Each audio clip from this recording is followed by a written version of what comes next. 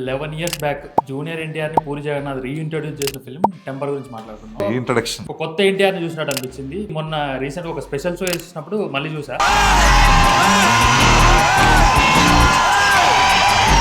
ఎన్టీఆర్ని కొంచెం గ్రే షేడ్లో చూస్తున్నాం. లైక్ కంత్రి సినిమాలో ఒక చిన్నపాటి గ్రే షేడ్, కొంచెం రౌడీ ఇదిగా చాలా కేర్లెస్ గా ఉంటాడు ఎన్టీఆర్. ఎప్పుడైతే ఈ సినిమాలో చూస్తున్నామో right from the opening frame, అంటే చిన్నపిల్లడితో క్యారెక్టర్ ఎస్టాబ్లిష్మెంట్ చేస్తారు కదా, నేను పోలీస్ అయిపోతా అని చెప్పేసి కాకి చొక్కా అసలు అంటే ఒక హీరోని కూర్చోబెట్టి మిమ్మల్ని మీరు తెలుసుకోవడం కోసం మీరు నానా సంకలం నాకుతున్నారు సార్ అని చెప్పేసి అనడం అనేది అది only possible for Puri Jagannadh for sure. A director a writer అలా చేయలేడు.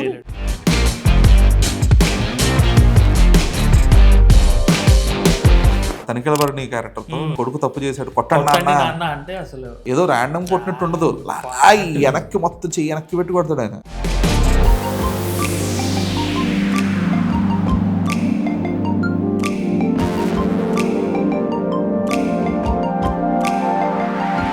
కాజల్ అగర్వాల్ దగ్గర కొంచెం బార్డర్ దాటిన రొమాన్స్ ఏదైతే ఉంటుందో, పాకలో లాగేస్తా ఉంటాడు, ఇంటి ఇంటి తల ఏం చేస్తున్నాడు పూరి జగన్నాథ్ అనుకున్నా.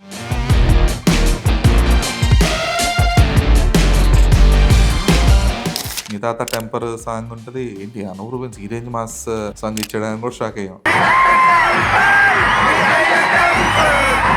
అదే టెంపర్ సినిమాకి ఒక నావల్టీ తీసుకొచ్చింది అయితే క్లైమాక్స్ పార్ట్. నలుగురు సార్ మొత్తం ఐదుగురు అనగానే ఐదో అండి నేనే.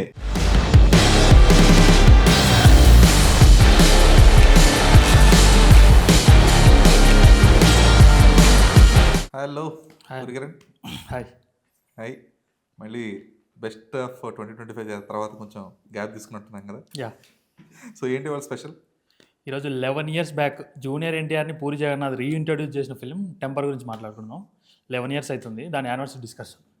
సో ఇంట్రడక్షన్ ఫస్ట్ టైం ఇది 2015లో ఫిల్మ్ రిలీజ్ అయినప్పుడు నేను కాలేజ్లో ఉన్నా. ఆ టైంలో కాలేజ్లో థియేటర్కి వెళ్ళి చూసినప్పుడు ఒక కొత్త ఎన్టీఆర్‌ని చూసినట్టు అనిపించింది. ఎస్పెషల్లీ నాకు క్లైమాక్స్ అయితే చాలా బాగా అనిపించింది. ఆ కోర్ట్ సీన్ అయితే అసలు ఫ్యాబులస్ అనిపించింది.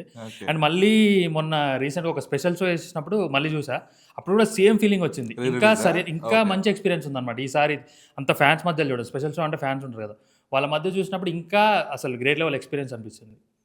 ఓకే, అంటే బేసిక్గా సినిమా అనౌన్స్ చేసినప్పుడు పెద్ద హోప్స్ లేకుండే, బికాజ్ అప్పటికే ఆంధ్ర వాళ్ళ వచ్చింది NTR and puri combination. And తర్వాత ఏంటంటే అప్పటికప్పుడే బ్యాక్ టు బ్యాక్ ఫ్లాపులు పడ్డాయి. రభస, రామయ్య వస్తాయా, ఈ ఫ్లాపుల తర్వాత మళ్ళీ ఎన్టీఆర్ సినిమా దట్టు విత్ పూరి జగన్నాథ్ అంటే క్యారెక్టరైజేషన్ కొత్తగా ఉంటుంది కానీ కమర్షియల్గా ఎంతవరకు వర్కౌట్ అవుద్ది ఏంటి అనేది కొంచెం చిన్నపాటి డౌట్ ఉండే. And that first time Puri Jagannadh ఒక వేరే రైటర్ కథతో ఒకంత వంశీ స్టోరీతో చేయడం అనేది. ఎందుకంటే పూరి జగన్నాథ్ ఎప్పుడు కూడా తన కథలు తన మాటలు తనే ఉంటాడు కదా. ఫస్ట్ టైం బయట రైటర్తో పనిచేయడం ఎంత కంఫర్ట్ ఉంటుంది తనకి. ఎందుకంటే పూరి జగన్నాథ్ మీటర్ వేరు, ఒకంత వంశీ మీటర్ వేరు. అసలు నాన్ సింక్, అసలు అన్ఎక్స్పెక్టెడ్. అది ఎలా అవుతుంది ఏంటి, ఈ కైండ్ ఆఫ్ ఒక కమర్షియల్గా ఒకటి, ద సేమ్ టైం ఈ సినిమాటిక్గా ఎలా ఉండబోతుంది. ఎందుకంటే పూరి జగన్నాథ్ ముందన్నట్టు ఆ తన మీటర్లో తను చేసుకునేది వేరు ఉంటుంది, వేరే రైటర్ని అర్థం చేసుకొని దాన్ని మళ్ళీ ఆ క్యారెక్టరైజేషన్ ప్రజెంట్ చేసేది వేరు ఉంటుంది కదా. సో ఎలా ఉంటుంది ఏంటి, that Bandla Ganesh production, Bandla Ganesh producer last cinema కూడా అది, ఆ తర్వాత సినిమాలు ప్రొడ్యూస్ చేయాలి ఇప్పటిదాకా. సో ఇలా చాలా వేరియస్ రీజన్స్ ఉండే. అండ్ దట్టు సినిమా ఏంటంటే అనుకున్న దానికంటే కొంచెం డిలే అయింది. ఎందుకంటే అప్పుడు అనౌన్స్ చేసిన టైంకి అది రిలీజ్ అయిన టైంకి లిటరలీ అంటే మధ్యలో స్టోరీ లాక్ అవ్వడానికి కొంచెం కొన్నాళ్ళు పట్టింది. ఆ తర్వాత మళ్ళీ ఆ షూట్ షెడ్యూల్ ఇవన్నీ అదే టైంలో ఇండస్ట్రీలో కొంచెం ఈ షూటింగ్స్ తాలూకా ఒక మన రీసెంట్గా జరిగింది కదా, కార్మికులందరూ కూడా ఆ టైంలో కూడా అలాంటిదే జరిగింది. అప్పుడు మోర్ ఆఫ్ సేమ్ ఈ వేతనాల గురించి అది కూడా అప్పుడు కూడా. సో అప్పుడు ఈ సినిమా వైజాగ్ సెటప్ కాస్త నీకు అంతా గోవాలో షూట్ చేశారు. సో దానివల్ల ఇలా రకరకాల కారణాల వల్ల ఈ సినిమా కొంచెం డిలేతో వచ్చిందనమాట. బట్ రిలీజ్ అయినప్పుడు అయితే అందరికీ షాక్. మాకు మీడియా కూడా ఏంటంటే ఇప్పుడు కొంచెం ఐమాక్స్లో వాటిల్లో షోలు కదా, సారీ ఐ మీన్ ప్రసాద్ మల్టీప్లెక్స్లో వాటిల్లో కదా, ల్యాబ్లో ప్రసాద్ ల్యాబ్ అని ఉంటుంది, ప్రసాద్ ల్యాబ్లో షోలు వేస్తారు.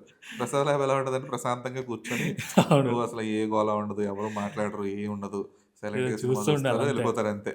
సో అప్పుడప్పుడే మీడియాలోకి వచ్చిన బ్యాచ్ మేమంతా.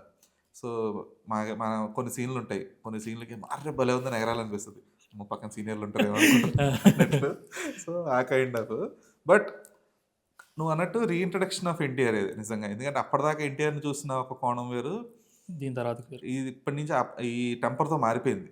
ఎందుకు అంటే ఎన్టీఆర్ని కొంచెం గ్రే షేడ్లో చూస్తున్నాం. లైక్ 'కంత్రి' సినిమాలో ఒక చిన్నపాటి గ్రే షేడే, కొంచెం రౌడీ ఇదిగా, చాలా కేర్‌లెస్‌గా ఉంటాడు ఎన్టీఆర్. బట్ ఎప్పుడైతే ఈ సినిమాలో చూస్తున్నామో, right from the opening frame, అంటే చిన్న పిల్లోడితో క్యారెక్టర్ ఎస్టాబ్లిష్మెంట్ చేస్తారు కదా, అవును. నేను అయిపోతా, నేను ఆ! పోలీస్ అయిపోతా అని ఏస్తా. చెప్పేసి కాకి చొక్కా ఆ! ఏసేస్తా. అని చెప్పి వాడు వెళ్ళిపోయిన తర్వాత కట్ చేస్తే ఒక ప్రాపర్ పూరి ఫార్మాట్ ఎంట్రీ. ఆ ధోబిఘాట్ దగ్గర విలన్ పరిగెడతా ఉండడం. పూరి వెనక నుంచి hero, hmm. Puri Jagannadh proper slow motion shots, ఆ వాటర్ డ్రాప్స్ ఇవన్నీ కూడా ఇది ఒక నీకు ఏక్ నిరంజన్ నుంచి ఆ ఫార్మాట్ అదే ఫాలో ఫార్మాట్. అవుతుందని కనిపిస్తున్నాడు మేజర్‌లీ పూరి ఆర్ఫన్ జగన్నాథ్. ఉంటారు. సినిమాలో మాత్రం ఖచ్చితంగా మేజర్ ఆ! సో, ప్రాపర్ ఎంట్రీ గదా! సో, ఎంట్రీ ఎంజాయ్ చేస్తున్నాం. కరెక్ట్‌గా ఎప్పుడైతే కూర్చొని కన్నింగ్‌గా చూపిస్తాడు క్యారెక్టర్‌ని. హ్మ్. అంటే ఆల్రెడీ ఒక చచ్చిపోయిన మనిషిని తనే చంపేసాను, చనిపోయాడని చెప్పేసి ఒకడి దగ్గర డబ్బులు డబ్బులు వసూలు చేయడం, తీసుకుంటాడు. నేను మళ్ళీ వేరే చంపేస్తాను అని చెప్పేసి ఇంకొకడి దగ్గర ఇంకోడి దగ్గర సుపారీ వసూలు చేయడం. తీసుకుంటాడు. మళ్ళీ వీళ్ళు అరే నీ వల్ల చనిపోయింది కాబట్టి ఇగో నువ్వు మాట్లాడిన ఫోన్ కాల్స్ ఇవి ఉన్నాయని చెప్పేసి మళ్ళీ డబుల్ ఉంటది అంతా గూడా. అంటే ఆ ఓపెనింగ్ సీక్వెన్స్ చూసినంత వరకు ఆహా! లేదు ఇది 'వక్కంత వంశీ' సినిమా కాదు, 'పూరి జగన్నాథ్' సినిమానే అనిపిస్తుంటది.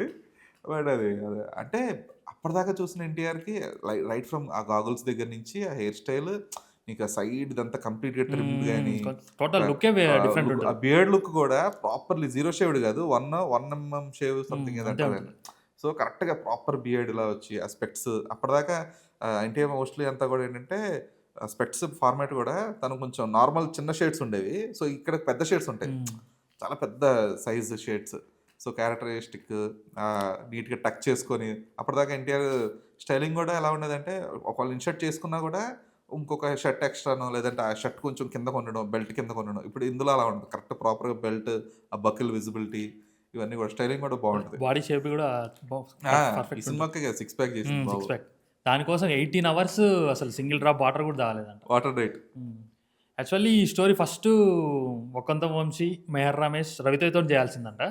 సో, అది అక్కడ వర్కౌట్ అవ్వక మళ్ళీ ఇటొచ్చేసి పూరి జగన్నాథ్ ఎలా అంటే, ఇలా పూరి జగన్నాథ్, ఎన్టీఆర్ కలిసి సినిమా చేద్దాం అన్నప్పుడు ఆల్మోస్ట్ సెట్స్‌కెళ్ళిపోయే టైంలో ఇట్లా ఒక స్టోరీ ఉంది ఇంటావా అన్నప్పుడు ఇనేసి ఇది బాగుంది ఇదే వెళ్దాం అనేసి ఈ స్టోరీకెళ్ళిపోయారంట. అండ్ ఈ హీరో క్యారెక్టరైజేషన్‌లో నాకు బాగా నచ్చిన ఎలిమెంట్ ఏందంటే, ఫస్ట్ నుంచి సెకండ్ హాఫ్ వరకు గ్రే షేడ్‌లో ఉండేసి ఎప్పుడైతే మన విక్టిమ్ వాళ్ళ సిస్టర్ వచ్చేసి ఎయిర్‌పోర్ట్‌లో అన్న ఇది గాంధీ జయంతి రోజు జరిగిందని చెప్పినప్పుడు, అది అలా జరగడానికి నేనే బాధ్యుడిని అని తెలుసుకున్నాంక, ఎప్పుడైతే హీరో క్యారెక్టర్ చేంజ్ అవుతుందో, అప్పటి నుంచి అసలు నాకు పీక్ అనిపించింది. హ్మ్. అంటే ఒక సెల్ఫ్ రియలైజేషన్ ఉంటది కదన్న! ఇప్పుడు డైలాగ్ అదొచ్చినప్పుడు ఉంటది గదా! నా వల్ల ఏమైనా రేపులు జరిగిపోతున్నాయా? ఆ! మానభంగాలు మంటలేదు. అది జరిగిపోతున్నాయా? గాంధీ జయంతి రోజే వాళ్ళని రిలీజ్ చేస్తాడు. సో, ఆమె వచ్చి చెప్పిన తర్వాతకి రియలైజ్ అయిపోతాడు. నా వల్ల ఇంత జరిగిందా అని. అప్పుడు దాని తర్వాతకి సీడీ తీసుకురావడం. పోలీస్ స్టేషన్‌లో ఆ ఫైట్ ఉంటది కదా! మూర్తి గారు అనంగానే, సార్ మీరు మారిపోయారు అనంగానే అసలది వేరే లెవెల్ ఉంటది. సెల్యూట్ అప్పటి వరకు కొట్టనాయన కొడుతూనే ఉంటాడు, కొడుతూనే ఉంటాడు. అసలు మస్తు అనిపిస్తది ఆ సీన్. లేదు. క్రేజీ సీక్వెన్స్ అది. ఎందుకంటే రియలైజేషన్ ఆర్క్ అనేది ఎప్పుడూ గూడా కంప్లీట్‌గా ఆడియన్స్ దాన్ని యాక్సెప్ట్ చేసేలా తీసుకెళ్ళాలి. ఇదేదో కొంచెం అండర్‌లైనింగ్‌గా, అంతర్లీనంగా అంటారు గదా! అలా తీసుకెళ్ళకూడదు. అది విజిబిలిటీ ఉండాలి. ఆడియన్స్ ఫీల్ అవ్వాలి. అక్కడి నుంచి ఆ కిక్ గూడా ఇవ్వాలి. ఇప్పుడు వాడేదో రియలైజ్ అయిపోయాడు. అంటే ఆ దయ్య క్యారెక్టర్ ఏదో రియలైజ్ అయిపోయింది. ఓకే. ఇక్కడి నుంచి స్టోరీ మారిపోద్ది అన్నట్టు కాదు. ఆ రియలైజేషన్ పాయింట్ అనేది హార్డ్ హిట్టింగ్ ఉండాలి. అలా అని హార్డ్ హిట్టింగ్ అనంగానే మళ్ళీ నెగెటివ్ వేలో ఉండకూడదు. ఒక కమర్షియల్ ఫార్మాట్‌లో గూడా ఉండాలి. సో, అక్కడ both writer Vakkantham and director director Puri Puri. Will come into form. అంటే దాని రియలైజేషన్ పాయింట్‌ని ఎలా చూపించాలి? ఆ రియలైజేషన్ పాయింట్ గూడా ఏదో ఆర్ట్ ఫార్మ్‌లా ఉండకూడదు. కమర్షియల్ ఫార్మాట్‌లోనే నీకు కిక్ ఇవ్వాలి. సో, దానికి 2 థింగ్స్ అటాచ్ చేశారు. ఒకటి ఈ రియలైజేషన్ ఆర్క్ ఏదైతే ఉందో అది ఒక డైలాగ్ త్రూ జరుగుతుంటది. పూరి జగన్నాథ్ చెప్తూ ఉంటాడు. మీరు మీ అమ్మ కడుపులోంచి రావడానికి ఎన్ని ఇబ్బందులు పడ్డారో తెలీదు తెలీదు గానీ, గానీ ఇప్పుడు మాత్రం నానా సంకలు నాకుతున్నారు సార్ అంటాడు. అసలంటే ఒక హీరోని కూర్చోబెట్టి మిమ్మల్ని మీరు తెలుసుకోవడం కోసం మీరు నానా సంకలు నాకుతున్నారు సార్ అని చెప్పేసి అనడం అనేది, అది only possible for Puri Jagannadh for sure. ఇంకో అవును. ఏ డైరెక్టర్ లేదంటే ఇంకొక ఏ హీరో, ఇంకొక ఏ రైటర్ అలా చేయలేడు. చేయలేడు. చెయ్యడు గూడా ఎప్పటికి గూడా. ఎందుకంటే ఆ కైండ్ ఆఫ్ ఆ ఫ్రీడమ్ అనేది గాని, లేదంటే ఆ హీరోని సంక్రాంతించడం అనా, ఇంకోటి ఏదో ఒకటి. అదే అది రూడ్ వర్డ్ ఏం గాదది. అది నిజంగా చెప్పాలంటే ఎన్ని సంఘాలు నాకుతున్నారా బాబు! అని చాలా క్యాజువల్‌గా అనుకునేవాడు గదా! బట్ ఒక కమర్షియల్ టాప్ టైర్ హీరోకి అట్లా చేయించడం అనేది only because of Puri Jagannadh. ఆయన మాత్రమే చేయగలడది. సో, అక్కడ ఆ character arc visibility at the same time ఇమ్మీడియేట్‌గా ఫైట్ సీక్వెన్స్ వచ్చినప్పుడు, అప్పటిదాకా ఎన్టీఆర్ యాస్ ఎ క్యారెక్టర్ అంటే ఆ దయ యాస్ ఎ క్యారెక్టర్‌కి లేనిదేంటి రెస్పెక్ట్ లేదు అతనికి. అవును. నువ్వు జాగ్రత్తగా చూస్తే పోసాని పక్క నుంచి చాలా చీప్గా చూస్తూ ఉంటాడు. వీడు ఆ ఏంట్రా డబ్బులు బిహేవ్ ఆ చేస్తున్నాడు. డబ్బులు పెట్టుకో మూర్తి అనగానే ఛీ నాకొద్దు నీ డబ్బులు నాకొద్దు నువ్వేం చేసుకుంటావు చేసుకో సావు నువ్వు అన్నట్లుగా చూస్తుంటాడు అతను. ఇతనికి ఎప్పుడు సెల్యూట్ కొట్టడు, రెస్పెక్ట్ ఇవ్వడు. తన బాధ్యత తను చేస్తూ ఉంటాడు. ఏది డ్రైవ్ సిన్సియర్. చేయడమా, ఓకే ఆ అడ్రస్ కొనుక్కున్నాడు అంటే లెటర్ కాజల్ ఉంటుంది వెళ్ళి మ్యూజిక్ నా మ్యూజిక్ సిస్టమ్ అంటాడు. చాలా చీప్గా చూస్తూ ఉంటాడు. First time Vasanth Krishnamurthy character play చేసిన ఆ మూర్తి క్యారెక్టర్ ఏదో ఉందో ఫస్ట్ టైం రెస్పెక్ట్ ఇస్తుంది, సెల్యూట్ కొడతారు. అది కదా అంటే ఇప్పటిదాకా క్యారెక్టర్ కోల్పోతుంది ఏంటి, క్యారెక్టర్ లేనిది ఏంటి రెస్పెక్ట్. అంటే ఒక క్యారెక్టర్ ఆర్క్ ఎలా వస్తుందంటే అప్పటిదాకా అతనికి ఒక రెస్పెక్ట్ ఉండదు, అప్పటిదాకా అతనికి ఒక వ్యాలిడేషన్ ఉండదు, అప్పటిదాకా అతనికంటూ ఒక ఒక బాధ్యత ఉండదు. ఈ మూడు వచ్చేస్తాయి. సో అప్పటిదాకా ఆ దయా క్యారెక్టర్ లేని రెస్పెక్ట్ వస్తుంది, దయా క్యారెక్టర్ తెలియకుండానే చూస్తున్న ఒక వ్యాలిడేషన్ వస్తుంది. ఇవన్నీ కూడా ఒక్కసారిగా వస్తాయి. ఆ వచ్చినప్పటి నుంచి దాన్ని క్యారీ ఫార్వర్డ్ అవ్వడం మళ్ళీ ఎక్కడక్కడ పూరి జగన్నాథ్ కానీ ఒక్కంత వంశీ కానీ తగ్గలేదు. తగ్గలేదు. అది అలాగా ఆ వెయిటేజ్ అలాగే బ్యాలెన్స్ చేస్తాడు, అలాగే ఎదుర్కొంటాడు. ఇంకా అప్పటికి ఇంకా ఈ డబ్బులు లేదు ఏం లేదు వదిలేస్తాడు మొత్తం అంతా. నేను ఏదన్నా సరే నాకు ఇప్పుడు వచ్చిన రెస్పెక్ట్ నేను పోగొట్టుకోకూడదు, నేను నా మీద ఏదైతే బాధ్యత పడిందో దాన్ని నేను నిర్వర్తించాలి అనే ఒక గోల్లోనే ఉంటాడు. అందుకనే చూడు తనిఖీల భరణి క్యారెక్టర్తో మీ కొడుకు తప్పు చేశాడు కొట్టండి నాన్న అంటే అసలు వాళ్ళే క్యారెక్టర్ రిడెంప్షన్ కదా. అంటే చెప్తాడు అక్కడ అంటే అసలు నేను అనాథగా పెరిగాను, నాకు అమ్మా నాన్న లేరు, అందుకనే ఇలా ఉన్నాను. అలాంటి జస్టిఫికేషన్ మనం 100 సినిమాల్లో చూసుంటాం. ఏది నాకు నాకు గైడ్ చేసేవాళ్ళు ఎవరు లేరు, అందుకే నేను దొంగ పని చేస్తున్నాను లేదంటే స్మగ్లింగ్ వాళ్ళు జస్టిఫై చేస్తున్నాను. చేసుకుంటారు దాన్ని. సీనియర్ ఎన్టీఆర్ గారి సినిమాల నుంచి చూస్తుంటాం మనం. ఆయన కూడా అలాగే, ఆయన సినిమాల్లో కూడా అలాగే ఉంటుంది. నన్ను చిన్నప్పటి నుంచి సరిగ్గా ఎవరు పెంచేవాళ్ళు లేరు, నన్ను గైడ్ చేసేవాళ్ళు లేరు అని చెప్పేసి. సో అదో జస్టిఫికేషన్ లాగా ఇచ్చారు తప్పితే దానికి రిడెంప్షన్ ఏంటి అనేది ఎవరు చూపించలా. ఇక్కడ చాలా perfect తక్కువ. నిజం. ఇది ఒక ప్రాపర్ రిడెంప్షన్ లాక్ కొట్టమంటాడు. సో తనిఖీల భరణి కూడా ఇది ఒక పాయింట్ ఆఫ్ ఎగ్జిక్యూషన్ లాగే అనుకుంటాడు ఆయన కూడా. అవును. ఎందుకంటే తనకు ఒక హేటెడ్ ఉండిపోద్ది అతని మీద. అంటే తన ఆస్తి, తన మనవరాలు, సో తన కోసం అని చెప్పేసి అలా ఉంటాడు. పేరెంట్స్ ఎవరు లేరు పాపం, కన్నా పిల్లలు ఉండరు, కోడలు ఉండదు పాపం, only just for the sake of grand daughter బతుకుతూ ఉంటాడు ఆయన. సో తన కోసం వచ్చిన ఆస్తిని కొట్టేస్తే ఈ నిస్సహాయ స్థితిలో ఆ నిస్సహాయత తాలూకా ఏదైతే కోపం ఉందో ఆ కోపాన్ని మొత్తం ఒక్కసారిగా వెళ్ళగలుగుతాడు ఆయన. నీకు ఆ షార్ట్ కూడా చూస్తే తనిఖీల భరణి మొత్తం కంప్లీట్గా వెనక్కి ఏదో ర్యాండమ్ కొట్టినట్టు ఉండదు, వెనక్కి మొత్తం చెయ్యి వెనక్కి పెట్టి కొడతాడు ఆయన. మళ్ళీ షార్ట్ కంపోజిషన్ అది. ఎందుకంటే అక్కడ ఏదో ర్యాండమ్గా ఏదో ఒక స్టార్ హీరో కదా మనం మామూలుగా ఇలా కొట్టేసినట్టు పర్ఫెక్ట్ కొట్టినట్టే ఉంటుంది. దాంతోపాటు అప్పుడు ఎన్టీఆర్ ఎక్స్ప్రెషన్లో ఒక సాటిస్ఫాక్షన్ వస్తుంది. అంటే నేను చేసిన తప్పుకి నేను ఒక దాని శిక్ష అనుభవించిన అని చెప్పేసి వెళ్ళి అలాని అలా పెకటే దాడుతుంటారు, రఫా రఫా ఇచ్చి పడేస్తారు వాళ్ళకి, అందరూ బయట పంపించేస్తాడు దెబ్బ ఒక్కసారి.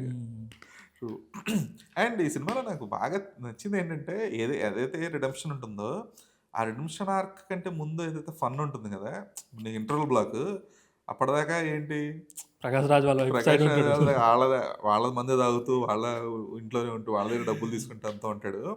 సో జస్ట్ ఏదో ఆ మధురిమాని కాపాడే సీక్వెన్స్ దగ్గర ఫైట్ అయిపోతాడు. ఏది అక్కడ కూడా నేను నువ్వు నాకు కుక్కలా పెంచుతున్నాను నేను అనగానే అక్కడ ఈగో ట్రిప్ అవుతుంది, వెంటనే కొట్టేస్తారు కదా. కట్ చేస్తే ఇంటర్వల్ బ్లాక్ తర్వాత ఇమీడియట్గా గుండెల్లో నేను ఎందుకు పడుకుంటాను మూర్తి, నాకు మంచిగా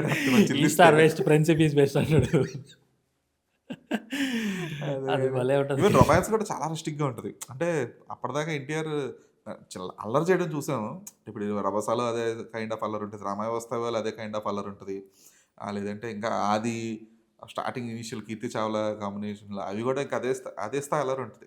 ఇక్కడ కొంచెం బార్డర్ దాటుతుంది. మన వెన్నెల కిషోర్ కూడా ఇరికిస్తాడు కదా ఈ వెన్నెల కిషోర్ ఇరికించిన వేరు ఫ్లూట్ ఇది. బట్ కాజల్ అగర్వాల్ దగ్గర కొంచెం బార్డర్ దాటిన రొమాన్స్ ఏదైతే ఉంటుందో ఆడు పాకలో లాగేస్తూ ఉంటాడు.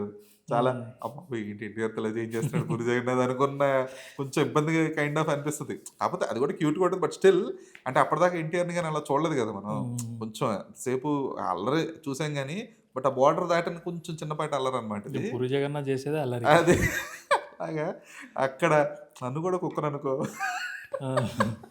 పెట్లవరు కదా మన మూర్తి గారి character first are Narayana Murthy గారిని అడిగారు. సో బేసిక్గా ఆయన చేస్తే హీరోగా చేస్తా లేదు, నిజంగా రియల్ లైఫ్లో ఆయన ఎలా ఉంటాడో ఆ క్యారెక్టర్ కూడా అలాగే ఉంటుంది. ఎంత నిజాయితీపరుడు అంటే ఇలా కూతురు కాలేజీలో ఫీజు కట్టాలి కానీ డబ్బులు ఉండవు. అక్కడ పక్కన చూస్తే అతను అవినీతిగా తీసుకొచ్చి ఎన్టీఆర్ ఇచ్చిన పైసలు ఉంటాయి కానీ తీసుకోడు రూపాయి కూడా, కావాల్సి ఉంటే మానేయమ్మ అంటాడు. అంత నిజాయితీపరుడు. అందుకనే బయట రియల్ లైఫ్‌లో కూడా కనెక్ట్ ఉంటది కాబట్టి తీసుకుందాం అనుకున్నారు. కానీ ఆయన చేయనన్నారు. అంతే ఆయన రియల్ లైఫ్ హీరో. హ్మ్. అయితే 'టెంపర్' సినిమాకి ఒక నావెల్టీ తీసుకొచ్చిందయితే క్లైమాక్స్ పార్ట్. ఎందుకంటే అప్పటిదాకా ఒక తప్పు చేసిన వాళ్ళని హీరో పట్టుకొని వాళ్ళని శిక్షించేయడం, చంపేయడం లేదంటే నరికేయడం, వాళ్ళ స్వతహాగా తాలూకా ఈయనే ఒక ఈ డిసిషన్ కైండ్ ఆఫ్ తీసుకొని. ఒక రిజల్యూషన్ చూసాం గానీ, ఒక హీరో ఒప్పించలేని సిట్యుయేషన్‌లో అంటే వాళ్ళెక్కడ చట్టానికి దొరకకుండా వెళ్ళిపోతారేమో, న్యాయబద్ధంగా తనేం చేయలేనేమో అన్న భయంతో త వాళ్ళలో నేను ఒకడిని అంటాడు కదా! నలుగురు కాదు నలుగురు సార్ మొత్తం ఐదుగురు అనంగానే థియేటర్ అంతా ఐదో వాడిని నేనే. హ్మ్. అసలది ఆ క్లైమాక్స్ బ్రేక్ చేయడానికి కూడా 'వక్కంత వంశీ' టీమ్‌కి చాలా రోజులు పట్టింది. ఫస్ట్ క్లైమాక్స్ అది కాదంట. అవును. వాళ్ళు హ్మ్. ఇనీషియల్‌గా 'పూరి జగన్నాథ్' ఫార్మాట్‌లో అంటే జైల్‌లో అందరిని చంపేసి హీరో ఇలా ఎళ్ళిపోవడం. వచ్చేసి రాండమ్‌గా దొరికిపోవడం. ఇంకోటి ఏదో ఒక రాండమ్ వెరీ కమర్షియల్ క్లైమాక్స్ అనుకున్నారు. But NTR was not happy with that. హ్మ్. లేదు అసలు ఇప్పటిదాకా చాలా బాగా వచ్చింది కదా! క్లోజర్ అనేది కరెక్ట్‌గా లేదని చెప్పేసి ఎన్టీఆర్ పట్టుబట్టడంతో వీళ్ళు మళ్ళీ లేదు ఒక సిట్టింగ్స్ అది ఏసి కూర్చొని రకరకాలుగా అనుకోని అది ఇది అని చెప్పేసి బట్ ఎప్పుడైతే వక్కంతం వంశీకి ఆ క్రాక్ చేసాడో, లేదు ఐదో వాడిని నేనే అనేది వెంటనే ఇమ్మీడియేట్‌గా సరే ఇది మనం అనుకుంటున్న పాయింట్ అని చెప్పేసి ఎన్టీఆర్‌కి భోజనం చేస్తున్నప్పుడు ఎప్పుడో చెప్పారంట. హ్మ్. ఇలాగ మా వాళ్ళు గోవా నుంచి వచ్చి సరే అని చెప్పేసి కూర్చున్న తర్వాత ఇలా అని చెప్తే ఎన్టీఆర్ వెంటనే ఇప్పుడు నాకు సాటిస్ఫాక్టరీగా ఉందని చెప్పేసి అంటే అప్పుడు ఇమ్మీడియేట్‌గా వాళ్ళు షూట్‌కెళ్ళారు. ఆ క్లైమాక్స్ అది లేకపోయుంటే అంత డెప్త్ కూడా ఉండేది ఆబ్వియస్‌గా. అది చాలా డెప్త్ అంటే ఎక్కడ తప్పించుకోబోతున్నారో అని నేను కూడా భాగమై ఎందుకంటే నేనే ప్రూఫ్. ఇప్పుడు కొత్త ప్రూఫ్ నేను సృష్టి తీసుకురావాల్సిన అవసరం లేదనేసి. అండ్ అక్కడ ఎక్కడ జడ్జ్ క్యారెక్టర్ చేసిన కోట శ్రీనివాసరావు గారు ఎక్కడ ఇతను చెప్పింది నిజమో కాదో అని ఆలోచించకుండా ఉండడం కోసం అసలు ఆ రోజు మేము తీసుకెళ్లాల్సింది ఆ అమ్మాయిని కాదు సార్ మీ మనవరాల్ని అనేసి ఆయన పర్సనల్‌గా కూడా ఆయనకు తాకేయాలనడం వల్ల ఇమ్మీడియేట్‌గా వీళ్ళకి ఉరి శిక్ష చేద్దాం అనేసి అవును. ఎమ్మటనే జడ్జ్‌మెంట్ ఇచ్చేస్తాడు. అది పర్సనల్ డెప్త్ బాగా యాడ్ చేసిందది. ట్రూ. అక్కడ అది యాడ్ అవ్వకపోతే ఆ హ్యూమన్ ఎమోషన్ అనేది వర్కౌట్ అవ్వకపోతే గనక హ్మ్. సినిమా మనం ఈరోజు కూర్చొని మాట్లాడుకునే వాళ్ళంతా మాట్లాడుకున్నాం కాదు. గదా! అసలు అదే మెయిన్ పాయింట్ అసలు సినిమాకి. ట్రూ. ఎందుకంటే సేమ్ 'పటాస్' కూడా అదే టైంలో వచ్చింది. సేమ్ హ్మ్. కైండ్ ఆఫ్ ఇది. బట్ 'పటాస్' అనేది ఒక కమర్షియల్‌గా క ఎంజాయ్ చేసాం గానీ, ఈ స్థాయి ఆ! ఇంపాక్ట్‌ఫుల్ ఇంపాక్ట్ ఫిల్మ్ అయితే కాదు. ఉండదన్న. ఇప్పుడు ఇది ఇంపాక్ట్ ఉంది గాబట్టి ఈరోజు దీని గురించి మాట్లాడుకుంటున్నాం. 11 ఇయర్స్ తర్వాత గూడా. 11 ఇయర్స్ ఏంటి ఇంకో 20 ఇయర్స్ తర్వాత కూడా మాట్లాడుకుంటారు. ఎందుకంటే ఎన్టీఆర్‌కి అప్పటిదాకా ఉన్న ఒక సక్సెస్ స్ట్రీక్ వేరు. లిటరల్లీ 'టెంపర్' తర్వాత నుంచి మొన్నొచ్చిన 'వార్ 2' దాకా ఫ్లాప్ లేదు. 'వార్ 2' మళ్ళీ అదే ఫ్లాప్ ఎన్టీఆర్‌ది. దాంట్లో డైలాగ్ ఉంటది గదా! ఇది దండయాత్ర, దయాగర్ దండయాత్ర అన్నట్టు దాని తర్వాతకి ఇది దండయాత్ర, ఇది ఎన్టీఆర్ దండయాత్ర బాక్స్ ఆఫీస్ మీద అని ఉంటది. అన్నీ దాని తర్వాతకొచ్చిన 'నాన్నకు ప్రేమతో' గాని, 'జనతా గ్యారేజ్' గాని, మొన్నొచ్చిన 'దేవరా' గాని అన్ని ఫిల్మ్స్ హిట్ అయితేనే వచ్చినాయి. అన్నీ హిట్టే. కమర్షియల్‌గా నెక్స్ట్ గూడా ఫిల్మ్ బానే హిట్ అయింది. 35 క్రోర్స్ పెడితే 75 వరకు వచ్చేసినాయి. చాలా పెద్ద హిట్. ఎందుకంటే డబుల్ ద ప్రాఫిట్స్ గదా! అందుకే గదా! బండ్ల గణేష్ అంటాడు. నేను సినిమాలు ఆపేసింది ఒక బ్లాక్ బస్టర్ సినిమాతోనే ఆపేసాను తప్పితే నేను ఫ్లాప్ సినిమా తీసి ఆపేయలేదు. మళ్ళీ తీస్తే బ్లాక్ బస్టర్ సినిమాతోనే వస్తాను. ప్రస్తుతానికి చాలా సీరియస్‌గా పాదయాత్ర చేస్తున్నాడు ఆయన తిరుపతి దాకా. So, once he is back he will be producing films. 11 years ఒక ఫిల్మ్ గూడా చేయలేదు. లేదు చేయలే. ప్రొడ్యూసర్‌గా చేయలేదు. హ్మ్. అండ్ ఈ సినిమాకి ఇంకొక షాకరు 'అనూప్ రూబెన్స్' మ్యూజిక్. అన్నీ బావుంటాయి పాటలు. ఒకానొక సందర్భంలో ఏంటి 'అనూప్ రూబెన్స్' అనే ఇంత మంచి మ్యూజిక్ ఇచ్చాడు అనుకున్నాం. ఎందుకంటే అప్పటిదాకా 'అనూప్ రూబెన్స్' నుంచి వచ్చిన కైండ్ ఆఫ్ ఒక సూతింగ్ ఆల్బమ్స్ కదా! బట్ ఇందులో 'మీ తాత టెంపర్' సాంగ్ ఉంటది. ఏంటి 'అనూప్ రూబెన్స్' ఈ రేంజ్ మాస్ సాంగ్ ఇచ్చాడని కూడా షాక్ అయ్యాం. 'పూరి జగన్నాథ్' ఎవరినైనా మార్చేస్తారు అన్న. ఎన్టీఆర్‌నైనా ఎవరినైనా అంత ఎంత స్మూత్‌గా ఉన్నా గాని నేను రఫ్ చేసేస్తాడు. ఆయన లోపటనే ఉంటదది. ఎదుటోళ్ళకి ఎక్కిచ్చేస్తాడు. ట్రూ అది. ఆయన యాక్చువల్లీ 'దేవిశ్రీ ప్రసాద్' అనుకున్నారంటగా ఫస్ట్ దీనికి. ఇనీషియల్‌గా ఎందుకంటే 'దేవి కంఫర్ట్' ఇది కదా! 'అనూప్ రూబెన్స్' మ్యూజిక్ ఎంత రిఫ్రెషింగ్‌గా ఉంటుందో, 'మణి శర్మ' బీజీఎం ఆ రేంజ్ ఎంగేజింగ్‌గా ఉంటుంది. అసలా ఏది సారీ ఆ సెల్యూట్ సీక్వెన్స్‌కి ఉంటది చూడు. పోలీస్ అసలు స్టేషన్ దానికి పోలీస్ స్టేషన్ సీక్వెన్స్‌కి కొడతాడు బీజీఎం అది గాని, ఆ లాస్ట్ ఫైట్ సీక్వెన్స్‌కి ఆ బీజీఎం గాని భలే అంటే literally you will wait for it. అంటే ఇంకా కావాలి ఇంకా కొట్టు అనే కైండ్ ఆఫ్ ఏది ఇందులో ఉంటది కదా! 'కలేజాలో' నువ్వు అరిస్తే అరిపుడికి నేను ఎందుకు కొడుతున్నావు నాకు కూడా అర్థం కావట్లేదురా అన్నట్టు. ఆ! మనిషి బీజీఎం ఎలా ఉంటదంటే ఆళ్ళు ఎందుకు కొట్టుకుంటున్నారు అన్నట్టు. పూరి బాగా గూడా చేపించుకుంటాడు అనుకుంటా. ఇప్పుడు మనకి 'ఇస్మార్ట్ శంకర్‌లో' గూడా చాలా బావుంటది. ఆ క్లైమాక్స్‌లో ఎక్కిసి ట్రాన్స్ ఆ! బీజీఎం కదా! క్రేజీ ఉంటాయి. అండ్ డైరెక్టర్ బట్టి యాక్షన్ మ్యూజిక్. కొరియోగ్రఫీ. ఈ సినిమాకి one of the main key aspect action choreography. So, Vijay master. Hmm. So, బేసిక్‌గా విజయ్ మాస్టర్‌కిను తారక్‌కి అండ్ పూరి జగన్నాథ్‌కి ఒక మంచి సింక్ ఉంటది. ఎందుకంటే విజయ్ మాస్టర్‌తో ఎక్కువ వర్క్ చేస్తున్నారు పూరి జగన్నాథ్. ఈవెన్ నీకు 'పోకిరి' ఫైట్స్ కూడా మొత్తం విజయ్ మాస్టర్ కంపోజిషన్ అంతా కూడా. సో, అవి అలాగే క్రేజీగా ఉంటాయి. ఈ సినిమాలో కూడా అలాగే ఉంటది. ఈ సినిమాలో వన్ ఆఫ్ ద ఫస్ట్ తెలుగులో ఏంటంటే ఆ రోల్ 360 డిగ్రీస్ రోలింగ్ షాట్ ఉంటుంది చూడు. అంటే విలన్‌ని కొడితే విలన్ ఇలా గుండ్రంగా తిరుగుతాడు కదా! సో, అప్పుడప్పుడే వస్తుంది ఆ టెక్నిక్. తమిళ్‌లో విజయ్, అజిత్ సినిమాలో కొన్ని చూసాం. తెలుగులో అప్పుడప్పుడే వస్తుందన్నమాట ఆ టెక్నిక్. అప్పటిదాకా రాలా. ఎందుకంటే దానికేదో ఉంటాయిగా యాక్షన్ కొరియోగ్రఫీ తాలూకా టెక్నికాలిటీస్. సో, అది ఒక అంటే ఇంట్రడక్షన్ అని చెప్పను గానీ, బాగా ఎలివేట్ అయింది ఆ షాట్ ప్రాపర్‌గా. అండ్ 'టెంపర్' అనేది ఎంత సక్సెస్‌ఫుల్ అంటే హిందీలో రీమేక్ అయింది, తమిళ్లో కూడా తమిళ్లో కూడా రీమేక్ రీమేక్ అయింది. అయింది. కాకపోతే ఏది ఒరిజినల్‌తో ఈక్వల్‌గా ఉండదు content wise. At the same time changes ఉంటాయి. ఎందుకంటే వాళ్ళకి తమిళ్లో తగ్గట్టు చేంజ్ చేస్తారు. తమిళ్లో విశాల్ రీమేక్ చేశాడు. సో, తమిళ్లో విశాల్ రీమేక్ చేశాడు 'అయోగ్య' అని చెప్పేసి. సో, అందులో విశాల్ క్యారెక్టర్ చచ్చిపోద్ది. అంటే ఇలాగ ఉరేసేస్తారు. అక్కడితో క్లోజ్. ఎందుకంటే అక్కడ కొంచెం సాడ్ ఎండింగ్స్ ఎక్కువ ఎంజాయ్ చేస్తారు కాబట్టి అది. అండ్ హిందీ వెర్షన్ 'సింబా' చూస్తే రోహిత్ శెట్టి డైరెక్టర్ చేశాడు. అండ్ రణ్వీర్ సింగ్. రణ్వీర్ సింగ్. సో, అసలది టెంపరే చూస్తున్నావా అనిపిస్తది ఒక్కోసారి. అంటే బేసిక్ ఏదైతే సీక్వెన్స్ ఉంటుందో అంటే వీడి కారణంగానే ఆ రేప్ సీక్వెన్స్ అనేది జరిగిందని తెలుసు. వీడి కారణంగానే రేప్ అనేది జరిగిందనేది ఉంటుందో ఆ థీమ్ మాత్రమే తీసుకొని క్యారెక్టర్ రిడెంప్షన్ ఉంటుంది మళ్ళీ. ఏదైతే హీరో రియలైజేషన్ పాయింట్ రియలైజేషన్ ఇవుంటాయి. పాయింట్. బట్ మొత్తం ఫార్మాట్ మారిపోద్ది అసల. నేను థియేటర్‌లో చూస్తున్నంత సేపు ఏంటిది టెంపర్ రీమేకా? ఏ యాంగిల్‌లోనూ టెంపర్ రీమేక్‌లా లేదే ఇది అనుకున్నా. బట్ స్టిల్ అక్కడ కూడా చాలా పెద్ద హిట్. అది కూడా 100 క్రోర్ ఫిల్మ్ అక్కడ. ఎందుకంటే రోహిత్ శెట్టికి ఒక బిగ్గెస్ట్ స్ట్రీక్ ఉంది. అతను డైరెక్ట్ చేసిన అన్ని సినిమాలు 100 క్రోర్ మూవీసే. అబ్బా! రోహిత్ శెట్టికి ఎన్ననుకుంటున్నావు ఆల్మోస్ట్ మోర్ దెన్ 11 ఫిల్మ్స్ అన్నీ 100 క్రోర్ అన్నీ. హ్మ్. ఒకటి 2 మధ్యలో చిన్న ఫ్లాపులు తప్పితే అసలు ఆ స్ట్రీకే పెద్ద స్ట్రీక్. సో, అలాంటి డైరెక్టర్ సినిమా అది. సో, అసలు కంప్లీట్ చేంజ్ ఉంటది.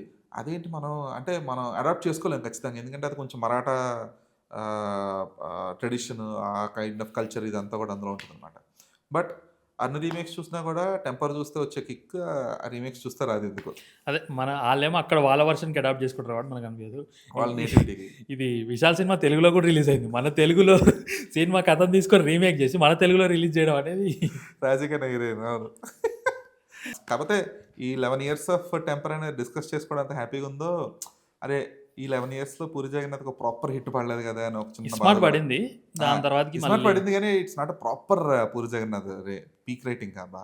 ఎందుకంటే 'పూరి జగన్నాథ్' రైటింగ్ అంటే ఎలా ఉండేది? ఒక అమ్మ నాన్న తమిళమ్మాయి ఇయన్నీ చూస్తున్నప్పుడు ఓ పోకిరి. ఇప్పటికీ ఆ Ravi Teja and Prakash Raj combination scenes ఉంటాయి కదా కొన్ని. నువ్వు బాధ్యత లేని తండ్రివి అని చెప్పేసి అని, లేదంటే అది నా చెల్లి, నువ్వు నీ కూతురిని పంపిస్తావని నా చెల్లిని పంపించను అని చెప్పేసి. అరే ఇది కదా పీక్ రైటింగ్. అంటే ఒక mother emotion, father emotion, sentiment, ఏదైతే అడ్రినలిన్ రష్ రావాలో అది వస్తది ఇయన్నీ. బట్ తర్వాత వచ్చిన 'ఇస్మార్ట్ శంకర్' ఇవన్నీ కూడా అంటే కమర్షియల్‌గా వర్కౌట్ అయ్యాయి ఖచ్చితంగా. కానీ it's not that Puri mark cinema.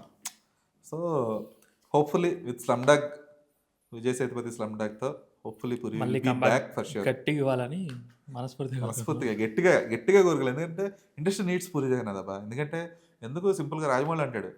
మా ఆవిడ కూడా అంటుంటది అప్పుడప్పుడు పూరి జగన్నాథ్ దగ్గరికి ఇలా అసిస్టెంట్‌గా వర్క్ చెయ్యి అని చెప్పేసి. అంతెందుకు వాళ్ళ నాన్న కూడా ఫోటో పెట్టుకుంటే ఒక ఇంటర్వ్యూలో చూపిస్తాడు. పూరి జగన్నాథ్ ఫోటో. నా మోటివేషన్ పూరి జగన్నాథ్ అని చెప్పేసి. అంటే ఇన్‌స్టంట్ పంచ్ ఉంటదన్న. అంటే ఎలాబరేషన్ చేయకుండా కొడితే అది మనకు లోపల తాకుతది అది. అట్లుంటాయి పూరి జగన్నాథ్ డైలాగులైనా, సినిమాలైనా గాని. చూడాలి విజయ్ సేతుపతిని ఎలా పోర్ట్రే చేస్తాడో. ఫస్ట్ పోస్ట్ అయితే ఇంట్రెస్టింగ్ ఉండింది. హ్మ్. ఎందుకంటే బెగ్గర్ లుక్‌లో అతను కత్తి స్లమ్ డాగ్ పట్టుకొని అంటున్నాడు. బెగ్గర్ ఏంటి, కత్తి ఏంటి అన్నట్టు కొంచెం అందులో కాస్టింగ్ కూడా కొంచెం ఇంట్రెస్టింగ్ ఉంది. Interesting casting. టబు, సంయుక్త మీనన్ వీళ్ళంతా ఉన్నారు కాబట్టి. సో, హోప్‌ఫుల్లీ ఫుల్ గట్టి కంబ్యాక్ రావాలి. I'm a fan of his writing. So దీంతో మంచి కంబ్యాక్ రావాలని కోరుకుంటున్నాను. Super Gurukiran. Thanks for sharing నీ పర్స్పెక్టివ్స్ గాని, లేదంటే నీ థియేటర్‌కల్ ఎక్స్‌పీరియన్స్ గాని. నాదే అంటే మీరు ఇంకా మీడియాలో ఉన్నారు కాబట్టి ఇన్ డెప్త్‌గా షేర్ చేశారు. ఇంకా కొత్త విషయాలు కూడా నాకు తెలిసినాయి. Thank you for you majorly. True. So, మీరు ఫస్ట్ టైం 'టెంపర్' సినిమా చూసినప్పుడు అది థియేటర్‌లో కావచ్చు, టీవీలో కావచ్చు, లేదా యూట్యూబ్‌లో కావచ్చు. ఫస్ట్ టైం 'టెంపర్' సినిమా చూసినప్పుడు మీకు కలిగిన ఎక్స్‌పీరియన్స్ ఏంటనేది షేర్ చేసుకోండి. అట్ ద సేమ్ టైమ్ మేమైనా ఎలిమెంట్స్ మిస్ అయ్యి, లేదు వీటి గురించి కూడా డిస్కస్ చేసుంటే బాగుండేది అన్న పాయింట్స్ ఏమైనా ఉంటే కూడా please do comment. This is Dheeraj signing off. ఖచ్చితంగా మీకు నచ్చిన పాయింట్లు, మేము మిస్ చేసిన పాయింట్లు కూడా కామెంట్ చేయండి. This is Gurukiran signing off.